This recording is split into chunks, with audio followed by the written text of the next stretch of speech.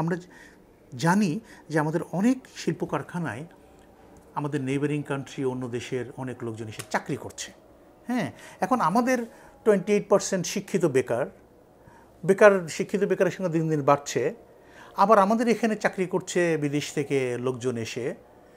Industry থেকে বলা হচ্ছে যে তারা যে ধরনের ম্যান পাওয়ার পাচ্ছে এ ধরনের ম্যান পাওয়ার পাচ্ছে না আমাদের এখান থেকে। তাহলে তো হিউজ যে মিসম্যাচ, একটা গ্যাপ আছে আর কি। বিষয়টা কি, এখন যে কথাগুলো ইতিপূর্বে বললাম, আপনি যথার্থ বলেছেন কিছু হচ্ছে লং টার্ম, কিছু মিডিয়াম টার্ম, এডুকেশনাল রিফর্ম, তারপরে হচ্ছে সেটা অ্যালাইন করা, সেটার জন্য সময় লাগবে, সেটা ওভারনাইট হবে না। কিন্তু আমাদের তো আমাদের একটা ইমিডিয়েট শর্ট টার্ম কিন্তু একটা মেজার নিতে হবে, কারণ আমাদের অনেক গ্রাজুয়েট তৈরি হতে আসে, চাকরি পাচ্ছে না আর কি। তাদের জন্য কি করা যায়? ইন্ডাস্ট্রি খুঁজছে, তারা পাচ্ছে না, কি করা যায়? আমার মনে হয় এটার জন্য একটা ধরুন একটা হাই পাওয়ার কমিটি গঠন হতে পারে আর কি। আমি কমিশনের কথা বলছি না, একটা কমিটি হতে পারে আর কি, ইমিডিয়েট এই প্রবলেমটা অ্যাড্রেস করার জন্য। ইন্ডাস্ট্রির সাথে সেই কমিটি বসবে, এডুকেশনাল ইনস্টিটিউশন এবং গ্রাজুয়েটদেরকে নিয়ে বসবে, এবং কীভাবে তাদের মধ্যে একটা বেটার ম্যাচিং করানো যায় আর কি। ঠিক আছে, তাহলে এই যে গ্রাজুয়েটের বেকার হয়ে আছে তাদেরকে ইন্ডাস্ট্রিতে কাজের জন্য তাদের যদি শর্ট টার্ম কোনো ট্রেনিংয়ের দরকার হয়, এটা সফট স্কিল ট্রেনিং হোক, অন্য ধরনের কোনো, তাহলে তাদের জন্য সেই ট্রেনিংয়ের ব্যবস্থা করা যেতে পারে। আমাদের এক্সিস্টিং ট্রেনিং ইনস্টিটিউটে হতে পারে, অথবা এক্সিস্টিং শিক্ষা প্রতিষ্ঠানে হতে পারে। তোমরা 3 মাস বা 6 মাসের এই গ্রাজুয়েটদেরকে এই ধরনের একটা স্কিল ডেভেলপমেন্ট ট্রেনিং বা সফট স্কিল ডেভেলপমেন্টের জন্য ট্রেনিং এগুলো দাও, এবং ইন্ডাস্ট্রিকে বলতে হবে হ্যাঁ আমরা এই গ্রাজুয়েটদেরকে এই ট্রেনিং দিয়ে রেডি করছি, তোমরা এদেরকে এমপ্লয় করো। কাজেই একটা কমিটি হতে পারে, সেই কমিটি এই বিষয়টা ইমিডিয়েটলি দেখভাল করবে এবং এই যে গ্রাজুয়েট যারা বেকার হয়ে বসে আছে তাদের কর্মসৃজনের জন্য আইদার ইন্ডাস্ট্রিতে অথবা পাবলিক সেক্টরে অথবা স্বনিয়োজিত কর্মের জন্য আশু করণীয়টি কী, সেটা সকল পক্ষের সাথে, ইন্ডাস্ট্রি, গভর্নমেন্ট, যে এডুকেশনাল ইনস্টিটিউশন এবং গ্রাজুয়েট, তাদের সাথে আলাপ আলোচনার মাধ্যমে প্রয়োজনটা নির্ধারণ করে তাদের জন্য শর্ট টার্ম কোনো ট্রেনিংয়ের ব্যবস্থা করার প্রয়োজন করে তাদেরকে জব প্লেসমেন্ট এবং স্বনিয়োজিত যারা যেতে চায় তাদের জন্য যে অন্য ধরনের ক্রেডিট বা অন্য ফ্যাসিলিটিস যেটা করা দরকার, এইভাবে একটা ইমিডিয়েট একটা স্টেপ নেওয়া যেতে পারে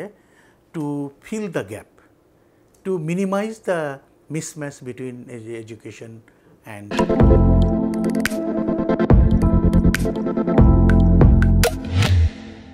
এমপ্লয়মেন্ট। 1 থেকে 2 বছর একটা টাইম নিয়ে জিনিসটা করা উচিত। মানে বলছি এই কারণে যে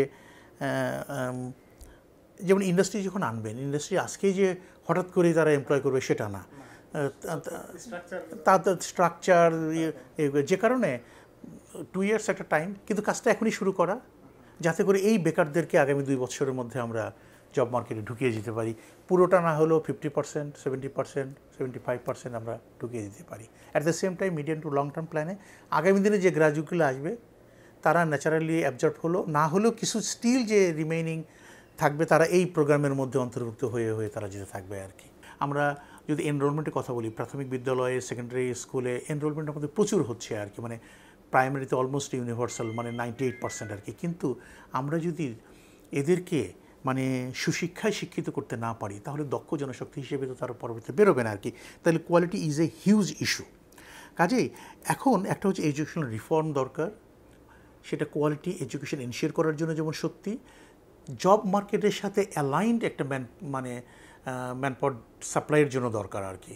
শিক্ষার গুণগত মান উন্নত করতে হবে, অ্যাট দি সেম টাইম আমাদের জব মার্কেট যে ধরনের দক্ষ জনশক্তি ডিমান্ড করে সেটাকে বিবেচনায় রেখে আমাদের শিক্ষা ব্যবস্থাকে ঢেলে সাজাতে এরকমভাবে যাতে এখান থেকে যারা পাশ করে যাচ্ছে ইন্ডাস্ট্রি যে ধরনের শিক্ষিত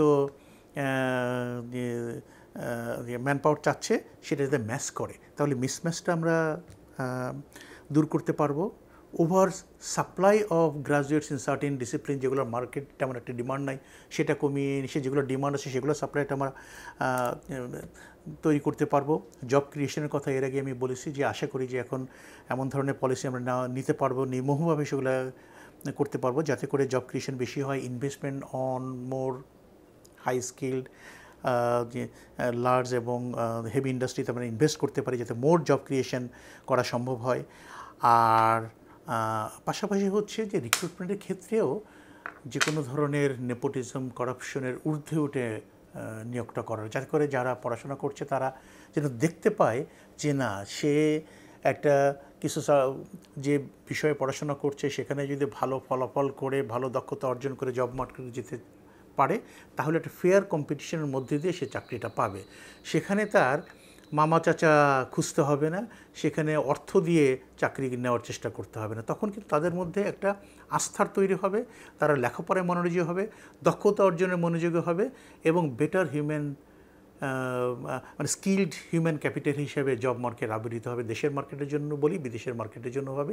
সেইটা কিন্তু দক্ষ জনশক্তি উৎপাদন এবং দক্ষ জনশক্তি ইন্ডাস্ট্রিতে অ্যাবজর্বেশনের ক্ষেত্রেও গুরুত্বপূর্ণ ভূমিকা রাখবে আর কি।